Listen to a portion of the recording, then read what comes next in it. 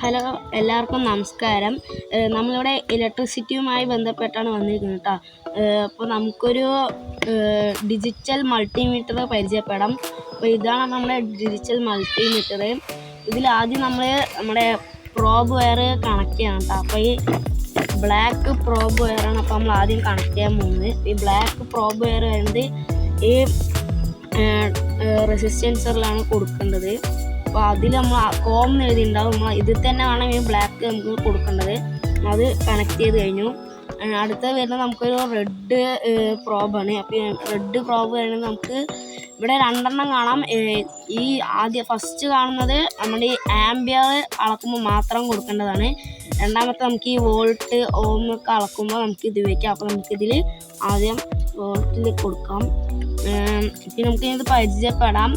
അപ്പോൾ നമ്മൾ ആദ്യം എ സിന്ന് തുടങ്ങാം കേട്ടോ. എ സി എന്ന് പറയുമ്പോൾ വോൾട്ട് എ സി ഇത് 750 വോൾട്ട് എന്നാണ് കൊടുത്തിരിക്കുന്നത്. അപ്പോൾ നമ്മളിതിൽ അളക്കുമ്പോൾ എപ്പോഴും 750 വോൾട്ട് എന്നാണ് അളക്കാൻ. അപ്പോൾ നമുക്കത് കറക്റ്റ് കിട്ടത്തുള്ളൂ കേട്ടോ. അടുത്ത നമുക്കാണ് ഡി സി വോൾട്ട് പറയുമ്പോൾ നമ്മൾ അതേപോലെ തന്നെ ഇതിൽ മൾട്ടിമീറ്ററിൻ്റെ അങ്ങനെ വോൾട്ട് 200 മുതൽ 20 അങ്ങനെ കൊണ്ട്. പക്ഷെ നമുക്ക് 20, 200 അതിലൊക്കെ ഇട്ടാൽ മതിയാവും. നമുക്ക് അത്രയ്ക്ക് അതിൻ്റെ റേഞ്ച് വരുന്നുണ്ടാവുള്ളൂ കേട്ടോ. അപ്പോൾ അടുത്തത് നമുക്ക് ഓം എന്ന് പറയുമ്പോൾ നമ്മുടെ ഈ റെസിസ്റ്റൻസ് അളക്കാൻ മാത്രം ഉപയോഗിക്കുന്നതാണിത്. അപ്പോൾ അതിനെ നമുക്ക് നോക്കുമ്പോൾ 200 ഓം, 2000 ഓം അതിലൊക്കെ നമുക്ക് ഇട്ടാൽ മതിയാവും കേട്ടോ.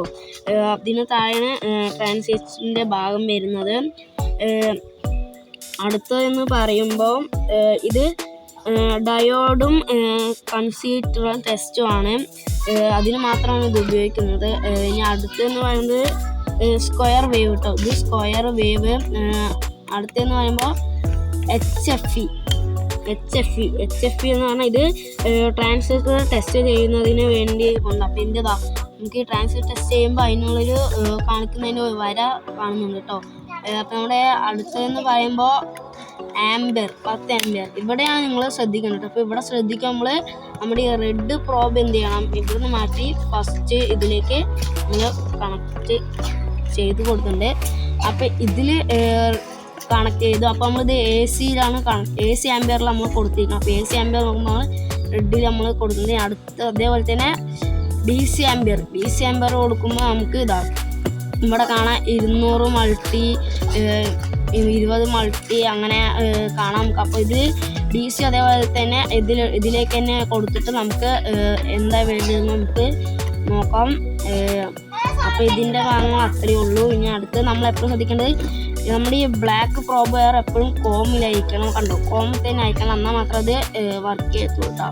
പിന്നെ അടുത്ത് വരുന്നത് നമ്മുടെ പെന്നാണ് കേട്ടോ.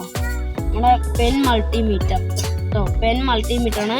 അപ്പോൾ ഇതിൽ വരുന്നത് നമ്മുടെ ഇത് കണ്ട പോലെ തന്നെ അതാണ് ഇത്. പക്ഷേ നമുക്ക് ഓട്ടോയിലാണ് കേട്ടോ. അപ്പോൾ നമുക്ക് ഇതാണ് ഇതിൽ 3 സ്റ്റാൾ നമുക്ക്. അപ്പോൾ ആദ്യം ഓണാക്കി നോക്കാം. നമ്മളിന്ന് ഓണാക്കുന്നുണ്ട്.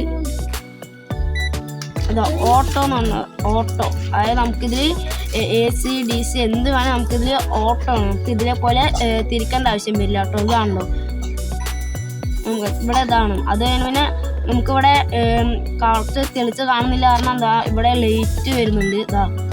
ലൈറ്റ് വരുന്നുണ്ട്. പിന്നെ അതുപോലെ നമ്മുടെ ഈ കറണ്ട് ഒരു വയറിലൂടെ നമ്മുടെ കറണ്ട് പോകണ്ടോന്ന് അറിയാൻ വേണ്ടിയിട്ട് ചെക്ക് ചെയ്യുന്ന സാധനമാണ് ഈ ടോർച്ച് ലൈറ്റ് ചെയ്യുന്നത് ഇത് കേട്ടോ. അപ്പം ഇതിൽ ഇടുവാണെങ്കിൽ ഇതാണ്ടോ ഇതേപോലെ സൗണ്ടും ഇവിടെ ലൈറ്റും കത്തും കേട്ടോ.